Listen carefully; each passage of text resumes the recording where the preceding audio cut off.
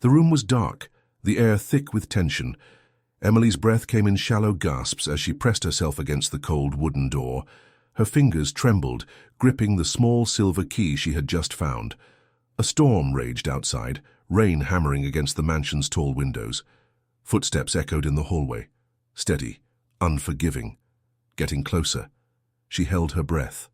A shadow moved past the crack of the door. The dim glow from the chandelier in the hall illuminated the silhouette of a man, Nathan. His presence filled the space, commanding yet desperate. His shirt was unbuttoned at the collar, his expression unreadable, torn between anger and something else. "Emily!" His voice broke through the silence, low and strained. "You don't understand. I did this to protect you." Her grip on the key tightened. "Protect me," she whispered, her voice shaking. "From what?" Nathan took a step forward. She took a step back. The distance between them felt both necessary and unbearable. A loud crash echoed through the room, a glass shattering somewhere behind him. Nathan's eyes darkened, flickering with something dangerous, something she wasn't sure she could trust. "You shouldn't have come here," he murmured, almost regretful. Emily's heartbeat pounded in her ears. The key in her hand burned against her palm. She had a choice to make: run or stay, trust him or escape. Her next move could change everything. The taxi slowed as it approached the massive wrought-iron gates. Emily pressed her forehead against the cool glass of the window, staring up at the towering mansion beyond. Even in the dim afternoon light, it looked imposing, like something out of a novel where secrets were buried beneath layers of wealth and time. "This the place?" the driver asked, glancing at her through the rearview mirror. Emily nodded, gripping the strap of her worn leather purse. "Yeah." The gates creaked open, and the car rolled forward along the long curved driveway lined with tall hedges and old oaks. By the time they reached the front entrance, her stomach was a knot of nerves. She stepped out, the air crisp with the scent of rain. A woman in her 50s stood at the top of the stone steps, arms crossed over her stiff grey uniform. "Mrs. Carter." "You're late," the woman said without preamble. Emily swallowed. "The bus was delayed. No excuses," Mrs. Carter cut her off. "You're here now, come inside." Emily followed her through the grand double doors into a vast marble foyer. The air inside was eerily still, the only sound the faint ticking of a grandfather clock in the hall. Everything was pristine, cold, lifeless. "The staff quarters are down the hall. You'll have your own room," Mrs. Carter continued, walking briskly. "You'll start with the main sitting rooms and the dining hall. The bedrooms on the second floor are off limits unless you're given direct orders." Emily hesitated. "You mean his room?" Mrs. Carter's eyes flickered toward the grand staircase. "You do your job, and you won't have to worry about him." The way she said it made something prickle along Emily's spine. Mrs. Carter continued, voice low. "Mr. Whitmore doesn't like to be disturbed. He values his privacy. Do not knock on his door. Do not ask questions. And never, ever go into his study." Emily nodded slowly, gripping the strap of her purse a little tighter. "Other maids have come and gone," Mrs. Carter added after a pause. "None of them lasted long." Emily wanted to ask why, but the woman had already turned and walked away. That night, after unpacking her things in the small but comfortable staff quarters, Emily sat on the edge of her bed, listening to the silence. No sounds of people talking, no music, no footsteps in the halls, just silence. She lay down, closing her eyes. Somewhere in the vastness of the mansion, a door creaked open. Then soft footsteps, slow, deliberate. Emily held her breath. Then nothing, only silence again.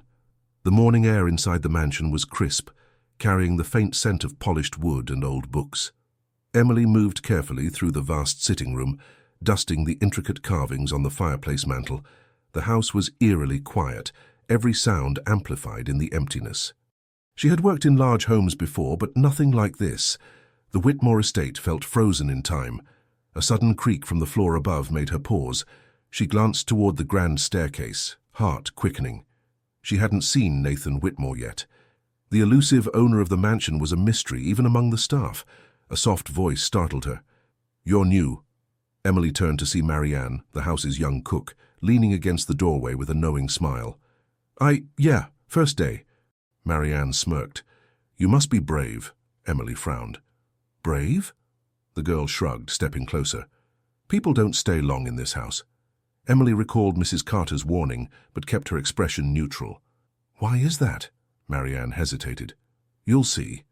Then, lowering her voice, he never leaves that room, but sometimes you'll feel like he's watching.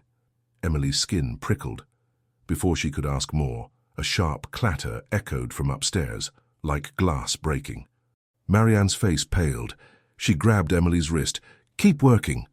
A door creaked open above them. Heavy footsteps descended the stairs. Emily turned just in time to see him. Nathan Whitmore, tall, dark hair slightly tousled. His presence filled the space, effortlessly commanding. His shirt was unbuttoned at the collar, sleeves rolled up. His sharp gaze met hers, holding for a fraction too long. She expected him to look away. He didn't. Emily swallowed. Good morning, Mr. Whitmore. He didn't reply. Instead, he studied her, like he was trying to place her, trying to understand something. Then, without a word, he turned and walked away. Emily let out the breath she hadn't realized she was holding. Marianne whispered, I told you. Emily's pulse raced as she stared at the spot where he had stood. Something about him was unsettling, and for the first time since arriving, she wondered if she had made a mistake coming here. Emily moved carefully through the grand dining hall, wiping down the long oak table. The quiet in the mansion was unnatural, as if the house itself were holding its breath. She hadn't seen Nathan Whitmore again since their brief encounter that morning, but she could still feel the weight of his stare as if it lingered in the very walls. A faint sound echoed from the hallway, a soft rustling, like fabric brushing against wood. Emily turned, expecting to see Marianne or another staff member. The hallway was empty. Her fingers tightened around the cloth in her hands. Maybe she was imagining things. Maybe this house was getting to her. But then, there it was again. A slow, deliberate creak from the floor above. Emily's pulse quickened. Mrs. Carter had been clear. Stay out of the second floor unless given permission. And yet, something about that sound felt intentional. Before she could think better of it, her feet carried her toward the grand staircase. She hesitated at the bottom, glancing around to make sure no one was watching, then placed a careful foot on the first step. The old wood groaned under her weight. Her breath hitched.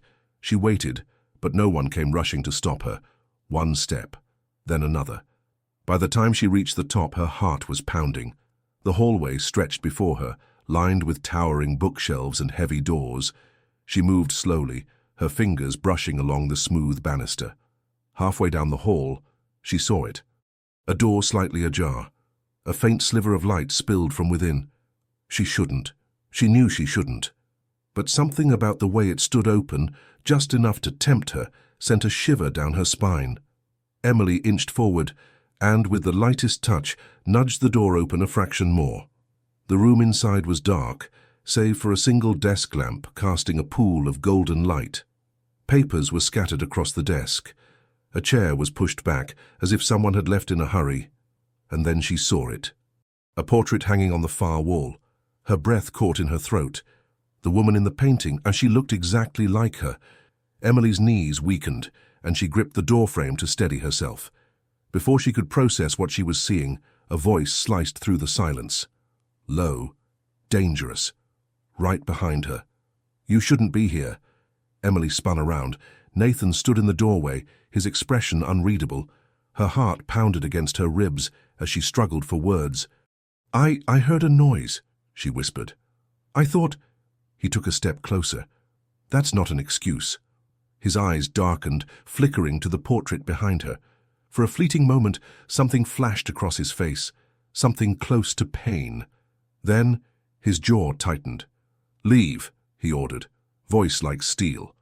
Emily didn't argue. She turned and fled, heart racing, mind reeling. She didn't know what she had just stumbled into, but she was sure of one thing. This house held secrets, and she had just stepped into the middle of them.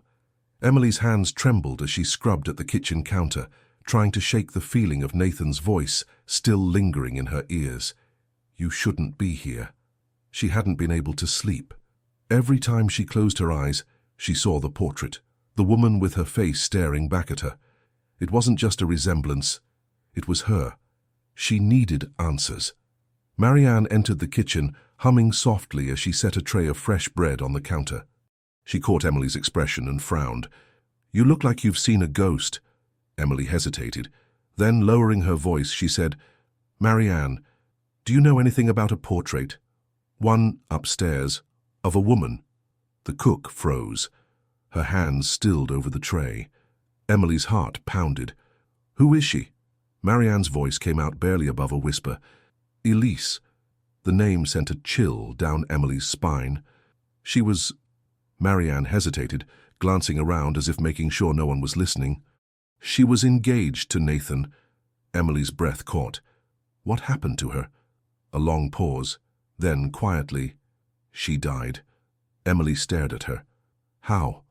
Marianne's lips parted, but before she could speak, the back door slammed open. Mrs. Carter stood in the doorway, her sharp eyes sweeping the room. "Emily, you're needed in the study." Emily's stomach twisted. "The study?" Mrs. Carter's expression remained unreadable. "Mr. Whitmore requested you." "Nathan."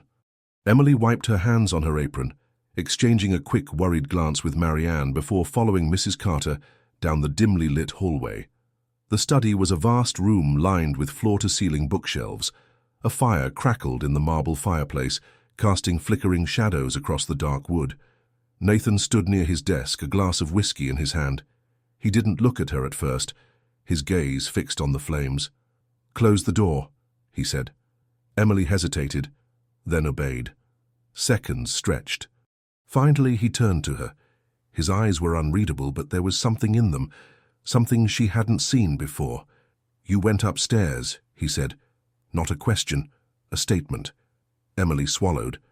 "I heard a noise. I didn't mean—" "You saw the portrait?" She hesitated. "Yes."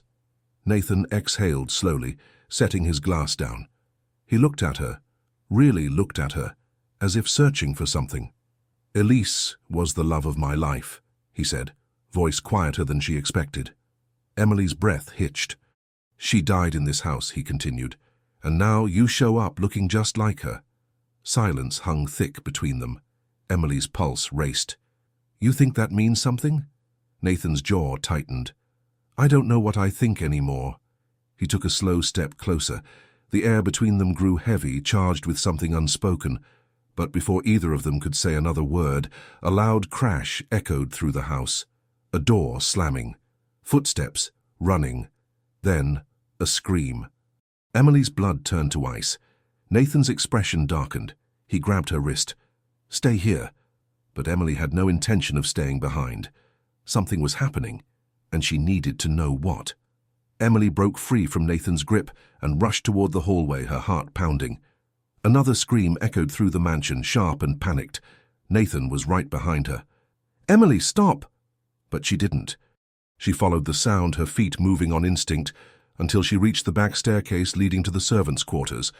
At the bottom of the stairs, Marianne stood frozen, her face pale as she pointed toward the open pantry door. She was just here," Marianne stammered. Then the lights flickered and Mrs. Carter appeared beside them, her face as grim as ever. "Who?" Marianne swallowed. "Elise." Emily's breath hitched. Nathan stiffened. "Marianne." His voice was low, controlled. "That's not possible." Marianne's wide eyes flicked between them. "I know what I saw." The room fell into a suffocating silence. The pantry door creaked slightly on its hinges. Nathan exhaled sharply. He ran a hand through his hair and turned to Emily. "Come with me." Without another word, he grabbed her wrist and pulled her through the hall, back toward the study. He shut the heavy door behind them and locked it. Emily turned to face him. "What the hell is going on?" Nathan's jaw clenched. He took a step back, his hands braced on the desk. "People around here love their stories. They say this house is haunted, that Elise's spirit lingers." Emily felt a shiver run down her spine. "And what do you believe?" He hesitated. "I don't know anymore." Emily studied him. Nathan Whitmore was not the type of man who questioned things. He was always in control, always sure. But now, he looked shaken. "Tell me the truth," Emily said, her voice steady despite the chaos buzzing in her mind. "How did Elise die?" Nathan looked away. She drowned. Emily frowned. Drowned? In the lake behind the estate? Emily's breath caught. Was it an accident? Nathan's expression darkened. I thought so. He hesitated, then his gaze locked onto hers. But now, I'm not so sure. A chill crept over her skin. Something about the way he said it, the uncertainty, the unspoken doubt, sent a wave of unease through her. Before she could press further, a loud knock rattled the locked door. Mrs. Carter's voice came through the wood, sharp and urgent. Mr. Whitmore, you need to come now. Nathan shot Emily a wary glance before moving toward the door. Emily followed without hesitation. Whatever was happening in this house, whatever secrets it was hiding, she was already too deep to walk away. Nathan unlocked the study door, and Mrs. Carter stood there, her face grim. It's the West Wing, she said. You need to see it. Nathan didn't ask questions. He strode past her, his expression unreadable. Emily followed, ignoring the cold weight settling in her stomach. They moved quickly through the dimly lit corridors. The mansion felt different, charged. The air itself seemed heavier, pressing down on her, as if the walls carried whispers she couldn't hear. When they reached the West Wing, Emily's pulse spiked. One of the guest bedrooms stood wide open. Inside, the air was thick with the scent of rain, the windows thrown open despite the storm outside. And on the floor, a single wet footprint. Emily's breath hitched. Mrs. Carter's lips were pressed into a thin line. No one has been in this room for years. Nathan stepped inside, his movements slow, careful. His jaw tightened as his gaze landed on the small table by the window. A gold locket lay there. Emily's chest tightened. What is that? Nathan picked it up, his fingers grazing the delicate chain. His knuckles turned white. It was Elise's, he murmured. Emily's stomach flipped. How did it get here? Nathan exhaled sharply, turning toward Mrs. Carter. Who has access to this wing? No one, she said firmly. Not anymore. Emily looked between them. Then someone broke in? Mrs. Carter didn't answer. She just turned to Nathan, her expression wary. Sir, this isn't the first time. Nathan's gaze darkened. What? Mrs. Carter hesitated. The locket, it's appeared before and then disappeared, always in a different place. Emily's skin prickled. That doesn't make sense. Nathan's jaw clenched. It's someone's idea of a sick joke. Mrs. Carter's silence said otherwise. Emily stared at the footprint on the wooden floor, water seeping into the cracks. Something wasn't right. The locket, the portrait, the sightings. Elise was dead. But in this house it was starting to feel like she had never really left. Emily lay awake in bed, staring at the ceiling. The mansion was silent, but her mind wasn't. The locket, the wet footprint. Elise's name whispered in the dark. None of it made sense. She turned onto her side, gripping the blanket. Was someone playing games, or was there something more? A sound outside her door made her freeze. A faint, rhythmic tapping. Emily sat up slowly, her pulse racing. Hello? Silence. She swung her legs over the bed and stood, heart pounding as she crept toward the door. With hesitant fingers, she turned the handle and pulled it open. The hallway was empty. But just as she exhaled, something caught her eye. At the far end of the corridor, near the staircase, a figure stood in the shadows. Emily's breath hitched. It was a woman, long dark hair, a pale dress clinging to her frame. Elise? The name left her lips before she could stop it. The woman didn't move. Emily's chest tightened. She took a slow step forward, and in the blink of an eye the figure vanished. Emily's pulse roared in her ears. No footsteps, no sound, just gone. A sharp knock on the front door downstairs shattered the silence. Emily turned, her breath still unsteady. She hurried down the steps, reaching the entrance just as Nathan appeared from the other hall. His expression was tense. "Stay behind me." Emily nodded. Nathan unlocked the door. Outside, a man in a soaked trench coat stood beneath the porch light. Rain dripped from his hat as he studied them both. "Mr. Whitmore," the man said, his voice edged with authority. "I'm Detective Harris. I need to ask you some questions." Nathan's shoulders squared. "About what?" The detective pulled a small notepad from his pocket. About Elise. Emily's breath caught. Nathan's jaw tightened. She's been dead for over a year. Detective Harris met his gaze. That's the thing, Mr. Whitmore. A long pause, then, we have reason to believe she may not be. Nathan's entire body tensed. That's impossible. Detective Harris didn't flinch. Is it? Emily's breath hitched. The very idea sent a chill through her. Elise was dead. She had drowned. Everyone knew that. Didn't they? Nathan's voice was cold, controlled. You're mistaken. Harris flipped open his notepad.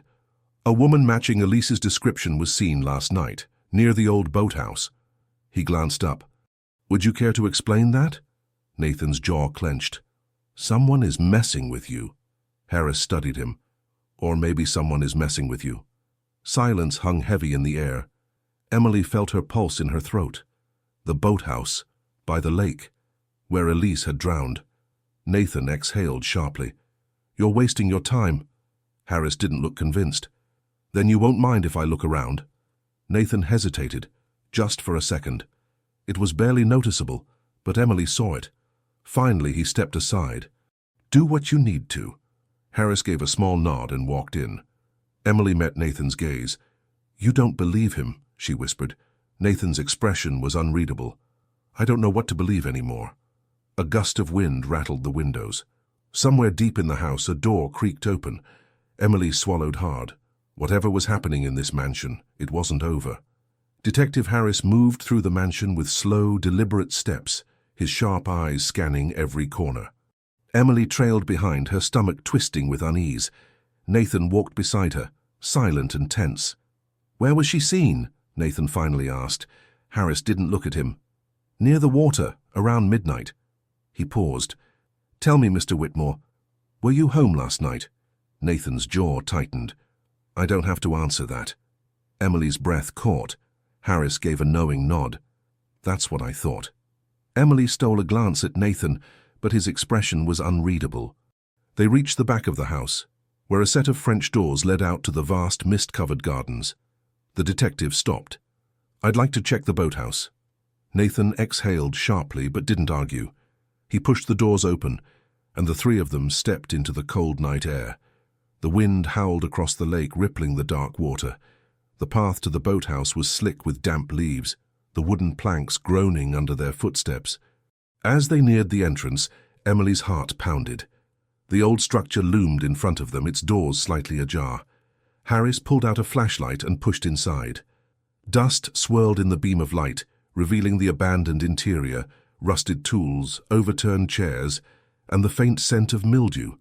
Then Emily saw it. A single set of wet footprints leading from the water, straight into the boathouse. Her stomach dropped. Nathan stiffened beside her. Harris crouched, touching the edge of the damp wood. His voice was quiet but firm. Someone was here. Emily's pulse roared in her ears. Nathan's fists clenched. Or someone wants us to think they were. Harris stood, leveling him with a stare. Then answer me this. A sharp thump echoed from the rafters above. Emily gasped. Nathan stepped in front of her. Harris snapped his flashlight upward, the beam slicing through the darkness. For a split second, something moved. A shadow, there and gone. Emily's breath hitched. Did you see that? Harris's hand hovered over his holster. Who's up there? Silence. Then, a whisper, low, faint. Nathan's entire body went rigid. Emily swore she heard it too. A single word, carried by the wind. Nathan. A sudden gust slammed the doors shut behind them. Emily turned, heart hammering. But when she looked back up, the rafters were empty. The silence inside the boathouse was suffocating. The three of them stood frozen, their breath visible in the cold night air. Emily's skin prickled. She had heard it. A whisper. A name. Nathan's name. Detective Harris moved first. He pulled his gun from his holster and aimed toward the rafters, his voice steady. Who's there? No response. Emily's heart pounded as Harris slowly climbed the wooden ladder leading up to the loft. Each step creaked under his weight. Nathan stood rigid beside her, his jaw clenched so tight it looked painful. Harris reached the top, sweeping his flashlight across the space. Nothing. Nobody's here, he called down. Emily exhaled, but it didn't ease the knot in her stomach. Harris climbed back down, slipping his gun back into place. Someone's messing with you, Whitmore. He glanced at the footprints. Or they're messing with all of us. Nathan's fists were clenched. I want this over. His voice was low, strained. Harris studied him. Then tell me the truth. The real truth. Emily turned to Nathan, her pulse quickening. Nathan, his hands shook. I told you, Elise drowned. Harris took a step closer. And I think you're lying. Nathan's eyes snapped to his. The detective's voice was calm but firm. I think Elise didn't drown by accident. He let the words settle. I think someone helped her. Emily's breath caught. You think... She turned to Nathan. You think she was murdered?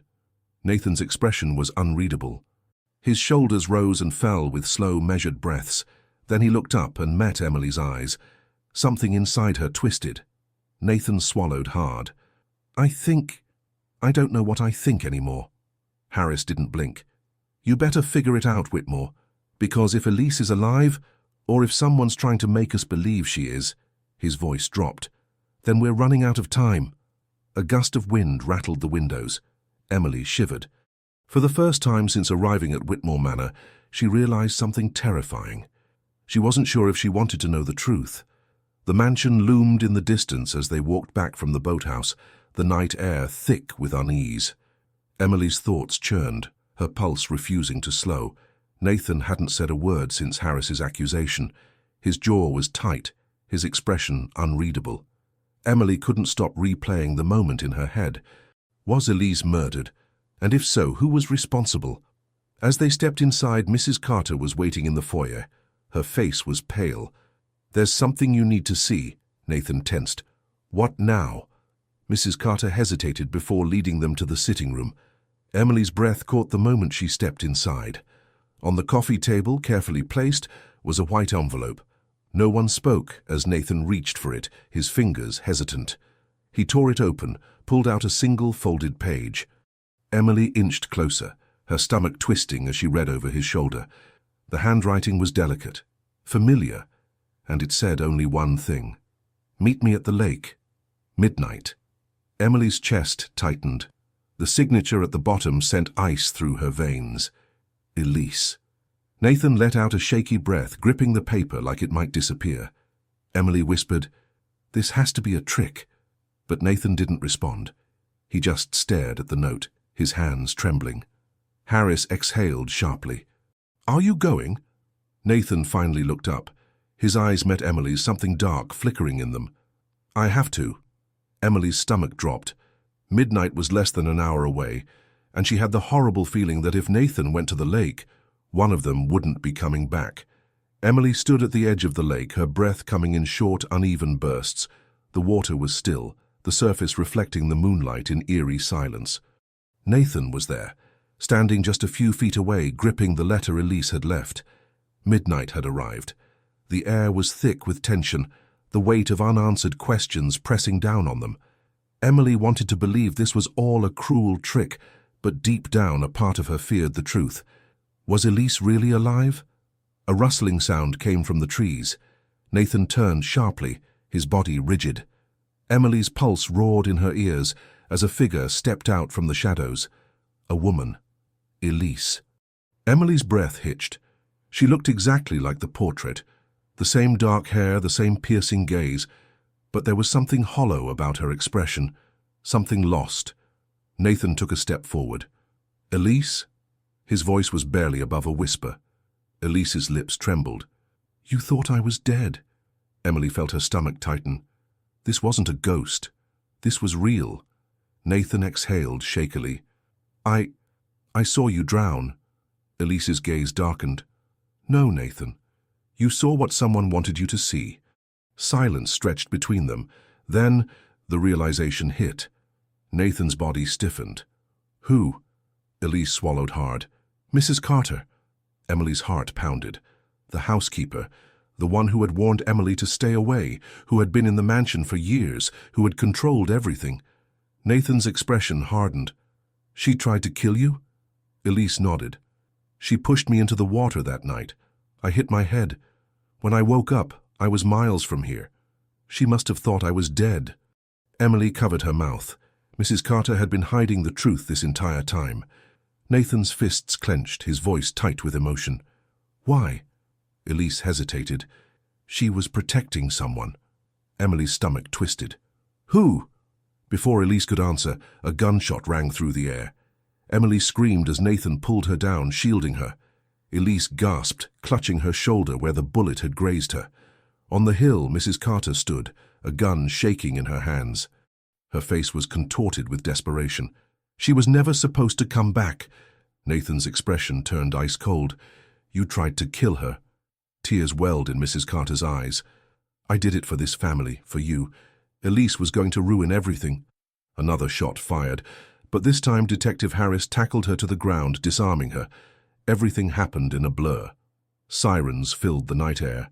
Officers swarmed the area, taking Mrs. Carter into custody as she sobbed incoherently. Nathan turned back to Elise, his hands shaking. "You're really here?" Elise let out a broken laugh, tears streaming down her face. "I'm here." Emily stepped back, watching as Nathan embraced her. For a brief moment, Emily wondered if this was how it was meant to be. Nathan and Elise reunited after all this time. But then Nathan turned to her, and the look in his eyes told her everything. "Elise was my past," he murmured. "But you're my future." Emily's breath caught. She had been so ready to walk away, to leave him and his ghosts behind. But now, as Nathan reached for her hand, she realized something. She didn't want to go. The past had finally been put to rest. And now, standing beneath the moonlight, Emily knew this was only the beginning. Nathan squeezed Emily's hand, his touch warm, grounding her in the moment. The chaos of the night, the gunshot, the revelations, the fear, all of it faded as he looked at her. "Elise will always be a part of me," he admitted, his voice steady. "But she's my past, and I don't want to lose my future." Emily's heart pounded. "Are you sure?" Nathan exhaled slowly, brushing a strand of hair from her face. "For the first time in a long time. Yes." Emily felt something inside her finally settle. She had come to Whitmore Manor expecting nothing more than a job, but she had found something she never expected. Someone who saw her, who chose her. Elise stepped closer, her expression soft. "Thank you," she said to Emily, "for not giving up on him." Emily gave a small smile. "I almost did." "But you didn't," Elise said, "and that's why he's still standing." Nathan pulled Emily closer, and this time she didn't hesitate. She leaned into him, letting go of all the fear and doubt that had once held her back. The storm had passed. The mansion no longer felt like a prison of secrets. And as Nathan pressed a kiss to Emily's forehead, she knew this was exactly where she was meant to be. If you felt every moment of this story, held your breath through every twist, and rooted for this ending, don't forget to like, comment your thoughts, and subscribe to the channel. Your support means everything and helps bring more amazing stories like this to life.